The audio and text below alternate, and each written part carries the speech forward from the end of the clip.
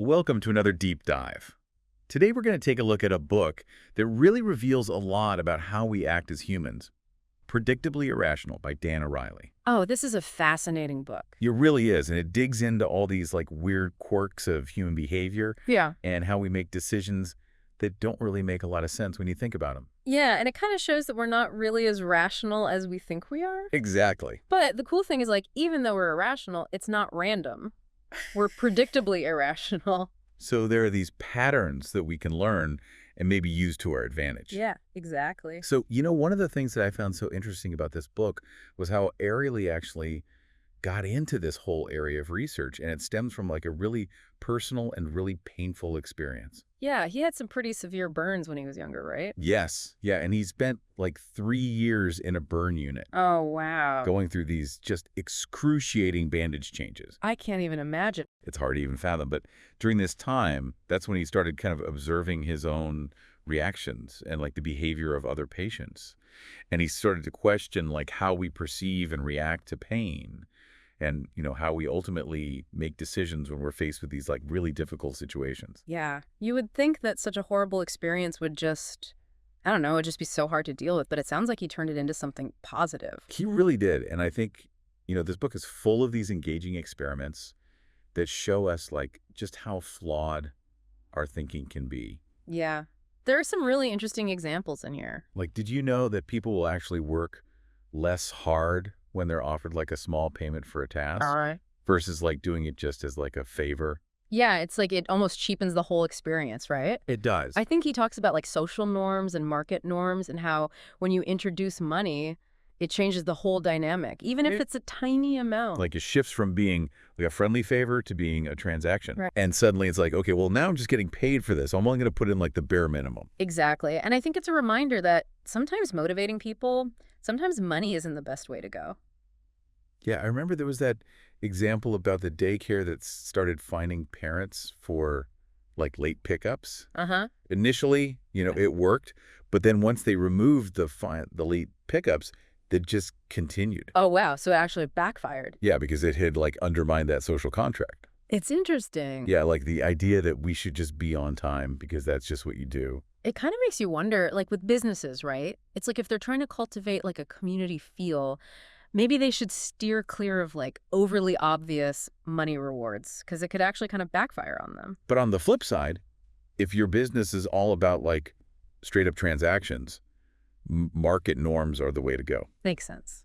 Okay, so now that we've kind of established that we're all a little bit irrational, A little bit. let's talk about those times when we're not really thinking straight, those times when we're driven by strong emotions or, what Ariely calls arousal. Oh, yeah. And he did some experiments with this too, right? And Yes, yeah. And he found some pretty interesting results. what was it like people made different decisions when they were aroused? Yeah, it's almost like we have a hide side Yeah. that emerges when our emotions take over. That's a great way to put it. But so whether it's teenagers and risky driving or those crazy decisions we make in the delivery room, it's how do we plan for those moments when we know that we might not be thinking clearly? That's a tough one, It is a tough one, but I think Ariely offers some interesting strategies for navigating this, one of which is something called pre-commitment. Recommitment. Okay. Yeah, it's almost like you're setting up these guardrails for your future self, So, if I know I'm going to want to eat a bag of chips later tonight, I should just throw them out now. Exactly. Or setting those automatic savings contributions so you don't spend all your money when you get your paycheck. Oh, so I'm playing a game against myself, Minda. my future self. You are. Interesting. Okay, now let's talk about relativity, because this was another concept that really stood out to me in the book. I remember that being a really interesting chapter. Yeah, it's all about how we're constantly comparing things. Yeah, and it makes us miserable a lot of times. It really does. We're Yeah. always measuring ourselves against others, and it's we can't just be happy with what we have. Right, and he uses this example of, what was it, the decoy effect? Yes. With The Economist. With the Economist subscriptions. Oh, those are clever. It's brilliant, right? They offer these 3 different subscription options, Uh-huh. and one of them is just so obviously bad. Who would ever pick that? But it's there for a reason. To make the other one look better. Exactly. And it works. It's like, who would ever choose just the print subscription when you can get print and online for the same price? Exactly. It's like marketing genius. Total mind trick. It really is. It's fascinating, though, how our brains work like that. This reminds me of that whole story about the Pearl King, Salvador Sal. Oh, yeah. What do you do? So he basically took these Tahitian black pearls, which nobody wanted at the time. They were just considered these like weird dark pearls. Nobody wanted them. Nobody wanted them, and he completely like flipped the script. He started associating them with like luxury brands. He jacked up the price, and all of a sudden everybody wanted them. Oh, wow. So he created this sense of exclusivity and Yeah. desirability. Yeah, and it worked. I think it goes back to that concept of imprinting, Yes. which is like a concept from Conrad Lorenz, who was this naturalist who was studying baby geese. Yeah, and he found that they would like imprint on the first moving object that they saw, usually their mother. Okay, so they get attached to this initial thing that they see. Yeah, and then they just like follow it around everywhere. And so this kind of ties into the whole anchoring thing, Exactly. where like our first experiences can really influence how much we're willing to pay for something. Yeah, and it's not just about like products and services. It can even be like totally random things. Oh, really? Yeah, Ariely did this fascinating experiment using wine auctions and people's social security numbers. That sounds crazy. So the students with higher ending social security numbers, they consistently bid more for like the same bottle of wine compared to the students with like lower numbers. So it's like a random number can just become like an anchor in our mind. It can. And it's like this idea of self-hurting Self-hurting. where like we become loyal to like our past decisions, even if those decisions were like based on these totally random factors. I wonder if that explains why I always go to the same coffee shop, even though there's one right down the street that's cheaper. Maybe. You know, it really makes you question like traditional economic theories, about supply and demand. Yeah, and it's like the whole idea that like consumers have a fixed willingness to pay, it's like not really true. Yeah, exactly. It can be totally influenced. Manipulated even. So, okay, we're a little more irrational than we thought, They are. but it's interesting. I think it's good to know. Yeah. Okay, so now let's talk about something that maybe hits a little closer to home. Mm. Social interactions. Mm-hmm. Have you ever like offered to pay your mother-in-law for Thanksgiving dinner? Oh, God, no. Never. I'm sure it would be like so awkward. Very awkward. So like, not done. Yeah, it's like you just don't do that. Exactly. And it's a great example of what happens when social norms Uh-huh. and market norms collide. It just feels wrong. It does. And Ariely actually did some research on this, and he found that like offering money in situations where social norms are dominant can really backfire. Yeah, I can imagine. Do you remember that experiment with the participants who were asked to do this like simple task, and those who were offered a small payment actually put in less effort than those who were just asked to help out like as a favor? Oh, yeah, it's like it cheapened it again. It did. It did. Made it transactional. Because suddenly became like a transaction instead of like this, like a gesture of like goodwill or like friendship or something. It's like you took something pure and you tainted it. Yeah. And so what we saw with that daycare example, like the effects can be lasting. Yeah, it's a reminder, I think, that sometimes the most effective way to motivate people is to appeal to their sense of like community and shared responsibility. Yeah. Not just money. So what does all of this mean for us? Like, are we just at the mercy of all these like irrational forces? Or can we actually do something about it? Oh, that's a great question, and I think that's what we'll explore in the rest of this deep dive. I hope so. Should be interesting. Stay tuned. Well, the good news is I think becoming aware of our like irrational tendencies is the first step towards making better decisions. It's like shining a light on all those kind of hidden forces that are shaping our choices so we can start to maybe like exert more control. Okay. So it's not about like becoming these perfectly rational beings. Right. It's more about like understanding our limitations, Yeah. working with them. Yeah. And he gives us some really cool tools in the book He does. He does. to like help us do that. And one of the most, I think, powerful tools that he offers is this idea of pre-commitment. Pre-commitment, right? It's about making decisions in advance when we're in a calm and rational headspace. Right. Right. So that our future selves, who might be, a little more susceptible to temptation, Right. are bound by that choice. It's like tricking yourself in a way. I love that it's like we're giving our future selves like a little helping hand. Right. It's like packing a healthy lunch the night before when, you might be tempted to get like takeout at work. Yeah. Yeah. Or like setting up automatic savings so that you're not spending all your money when you get paid. It's almost like we're playing a game against our own irrationality. Totally, yeah. Okay, so what about those times when we're faced with a decision and it's like we have multiple choices and they all seem equally appealing? Oh, yeah, he talks about this too. This was a big one for me. He talks about, like, fear of missing out. The fear of closing doors, it can just be paralyzing. Yeah, and I think it can lead to less fulfilling outcomes because we're just so stuck. Absolutely. I remember he used this really cool example of this Chinese commander. Oh, yeah, Shang Yipon. Yeah, and to, like, really demonstrate commitment and, like, get rid of any possibility of retreat, Yeah. he burned his ships and smashed the cooking pots. Wow, that's commitment. That's hardcore. So, like, if there's no way to go back, Right. you have to keep going forward. You got to go forward. Okay, but in our daily lives, we're not burning ships and smashing pots. Right. But we do this in more subtle ways. Yeah, like we spread ourselves too thin trying to keep all of our options open. Yeah, and then we end up committing to, like, nothing fully. And then we don't reach our full potential because we're trying to do too much.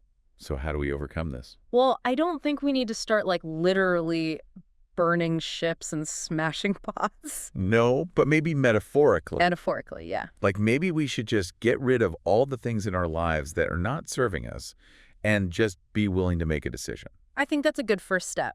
even if it's not perfect. Yeah. He even says, like, practice closing doors on smaller things like unsubscribing from email lists you don't read or canceling that gym membership you never use. Those are great ideas. Just to get in the habit of, like, it's okay to let go. Okay, so we've talked a lot about how our brains kind of trick us into making these, like, irrational choices. Yeah. But I'm curious, like, is there an evolutionary reason for this? That's a good question. I remember he talked about this a little bit in the book. Like, why are we wired to be so predictably irrational? Right. It seems kind of counterintuitive. Yeah, well, he argues that, like, a lot of these, I guess, irrational behaviors were actually, like, really adaptive for our ancestors, right? Yeah, have helped them survive. Help them survive, thrive in their environment. Like loss aversion, for example. Oh, right. Like, we feel the pain of a loss more intensely than, like, the pleasure of an equal gain.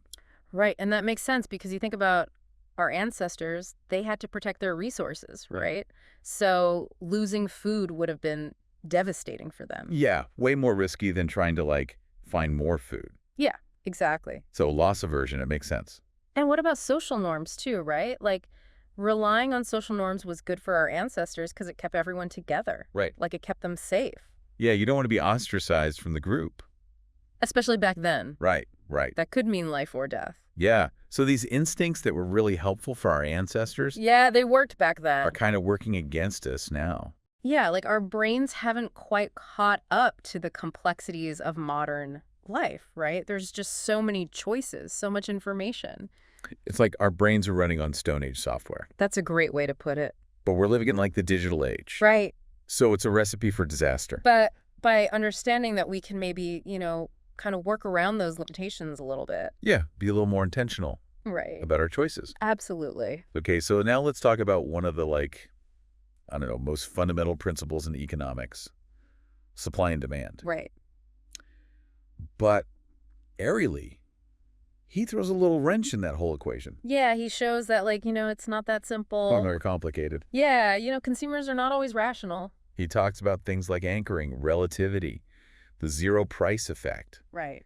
And it all points to the fact that, like, our perceived value of things Yeah. is not fixed. It's not fixed, and it's certainly not rational. Do you remember that story about the Pearl King? Yeah, how he made those black pearls popular. Yes. He made these pearls that nobody wanted. Nobody wanted them. Desirable. And then they were, like, the hottest thing. Exactly. So, like, supply and demand, it's not as simple as the textbooks make it seem. Yeah, it's more about, like, perception and psychology. Exactly. Okay, so he did this other really interesting experiment Okay.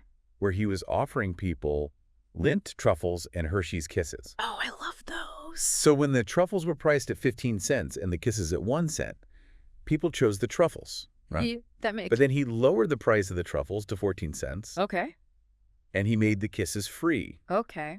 And guess what happened? I'm guessing people took the free kisses. They did, even though the relative price difference was the same. It's the power of free. The power of free is just too strong. Can't resist. So it's like, even though logically it's like the same difference, Yeah. but doesn't feel that way. It just feels so good to get something for free. It does. It does. So I think this has implications for businesses and policymakers, right? Absolutely. Like, they need to start thinking about these psychological factors that are driving people's behavior. Because if consumers aren't always making these like rational decisions based on like objective value, Right. then those traditional approaches, They don't work as well anymore. yeah, it's about like understanding the human mind. Yeah, and how it works. So instead of just like slashing prices, Right. you got to think about things like framing, anchoring, social influence, Absolutely. and policymakers. They base their decisions on this assumption that people will act rationally. And that's not always the case. It's just not realistic. And it can lead to some unintended consequences, right? Like that daycare example with the late fees. Yeah, they thought it would solve the problem. Right. It actually made it worse. Yeah, so maybe a better understanding of human behavior with all its quirks and contradictions could lead to better policies in like healthcare, education, personal finance. Yeah, it sounds like we need a whole new approach to economics. One that's a little more grounded in reality. Okay, so this has all been a bit depressing. A little doom and gloom. Like, are we just doomed to make bad decisions forever? Well, I think Ariely does offer some practical tips. He does. He does. And it all starts with awareness. For awareness. Of our own tendencies. It's like knowing your triggers. Yeah, exactly. Like, So if you're prone to, I don't know, impulse purchases, avoid shopping when you're stressed or emotional. Great advice. And if you know you're susceptible to peer pressure, be mindful of like the company you keep, the environments you put yourself in. Okay, so it's not about eliminating these like irrational tendencies. No, we can't eliminate them, but we can maybe manage them. We can be aware of them. Be aware of them. And try to work around them. Right. And when we're faced with really difficult decisions, Ariely's a big fan of using those decision-making frameworks. Okay. Like cost-benefit analysis, decision trees. So break it down. Break it down. Into like smaller, more manageable chunks. Right, because sometimes, going with your gut, not always the best idea. So like quantify the potential cost. Right. And benefit. Of different options and see what makes the most sense. Be analytical about it. Be analytical about it. And don't just rely on your own limited knowledge, right? Talk to other people, gather information. Do your research. Yeah, do your research. Okay, so now for a more personal question. Okay. What's been the biggest takeaway for you from this book? I think the biggest takeaway for me has been humility, Humility? Yeah, like realizing that we're all kind of messed up in a way. Yeah. But it's okay. We're all in the same boat. Yeah, it's made me a lot more forgiving of myself and others. It's like embracing our shared humanity. Yeah. With all its like quirks and imperfections. Absolutely. Love that. And it gives me hope too, because even though we may not always be rational, we can still try our best to make good choices. Okay, so we've talked a lot about like the individual level, but what about the bigger picture? Oh, like societal level. Yeah. That's a good question. Ariely kind of hints at this in the book, but he doesn't really dive into it too deeply. Okay. But if we're all like predictably irrational, doesn't that mean that like systems and institutions are also going to be irrational? Because they're designed by humans. Exactly. Who are irrational. So does that mean we're just stuck with these like flawed systems? I don't think so. I mean, I think by understanding those irrationalities, we can design systems that account for them, right?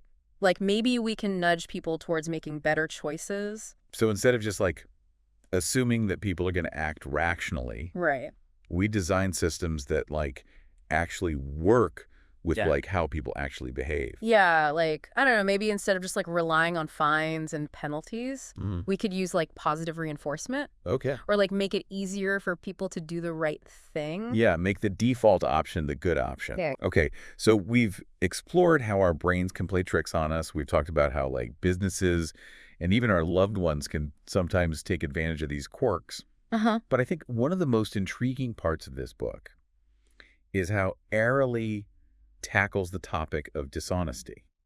Yeah, that's an interesting one. Because it's something we often think of in terms of like black and white. You're either honest or you're not. Yeah. But Ariely paints a much more nuanced picture. More like shades of gray. Yeah. Yeah, and what's fascinating is that his research shows that we're all capable of dishonesty. Really? Even people who consider themselves to be good people. Even the best of us. Yeah, and it's like we all have this little voice in our head that's like whispering justifications for our, I don't know. For our less than ethical actions. Right, exactly. Okay, and he found that the further removed we are from actual cash, Hmm. the easier it is to rationalize these, like, dishonest actions. Right. It's like we create this psychological distance. He did this experiment where people were more likely to cheat for tokens that could be exchanged for money Interesting. than for actual money itself. It's like it's not real money, That's not real money, yeah. so it doesn't feel as bad. And you think about how that applies to like real world scenarios. Oh, yeah. Like inflated insurance claims, creative expense reports, downloading music illegally. It all feels less bad. It's all, like, digital, Yeah. so it doesn't feel as real. He gave a great example in the book. He left Cokes and plates of dollar bills in MIT dorm refrigerators. This is a great one. Yeah, the Cokes were gone within like 72 hours. Gone, but nobody touched the dollar bills. Because it's pash. Yeah. They're stealing. It's like a psychological barrier. And I think what's really scary is that, like, Ariely argues that companies actually exploit this, you know? They do. They use these non-monetary rewards, or they make it, like, really hard to see the link between The money. to the money to, like, encourage these, like, unethical behaviors. It's kind of disturbing to think about. It really is, and it suggests that, like, even well-intentioned people Yeah. can be, like, nudged towards dishonesty. Yeah, depending on the circumstances. So what can we do about this? Like, how can we become more aware of these influences? Well, I think awareness is key, right? Once we recognize that this is happening, Uh-huh. we can maybe start being more careful about our choices. Yeah, think twice Thanks-wise. before we, like, fudge that expense report. Right. Okay, so as we wrap up this deep dive into Predictably Irrational, Yeah, I have to say this has been, like, a really eye-opening experience. it has been, yeah. It's amazing how many things are influencing our decisions that we're not even aware of. Yeah, and we're not going to become perfectly rational. Yeah. But understanding how we're irrational can help us live better lives. It's like being a little less irrational. Yeah, exactly. Yeah. So to our listener, think about what really stood out to you in this deep dive. Were you surprised by any of Ariely's findings? How can you use these insights to make positive changes in your own life? Until next time, keep exploring.